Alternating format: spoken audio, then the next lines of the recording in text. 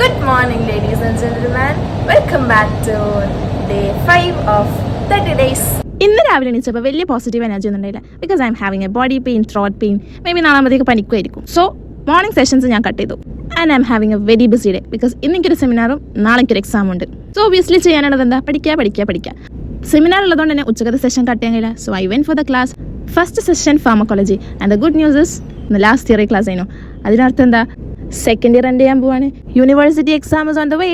അത് കഴിഞ്ഞിട്ട് pathology lecture സെഷനിലാണ് എൻ്റെ സെമിനാറിൽ. I did good. And then practicals.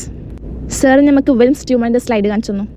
Back to ഹോസ്റ്റലിൽ ഒരു നാളത്തെ എക്സാമിനുള്ള പ്രിപ്പറേഷൻസ് ചെയ്യാം. And the best part is from tomorrow onwards vacation start ചെയ്യാണ് for the next 10 days. Tamil Nadu medical കോളേജസിൽ മാത്രം കിട്ടുന്നൊരു പ്രിവിലേജ് ആണത്. We have summer and winter vacations here. നാളത്തെ എക്സാമിൻ്റെ കഥ എന്താണെന്നുള്ളത് നാളെ ഞാൻ പറഞ്ഞുതരാം. ഇതൊരു വെറും എക്സാം അല്ല. This is actually retests for the failed ones. 100 കുട്ടികളുടെ ക്ലാസ്സിൽ 50 ആളും തോറ്റു. അതുകൊണ്ട് പ്രശ്നമില്ല. പിന്നെ ഇവിടെ it is not like Kerala. Every month we are having internals. So എല്ലാവരും ഫോളോ ചെയ്യുക. കൂടെ ബൈ ബൈ.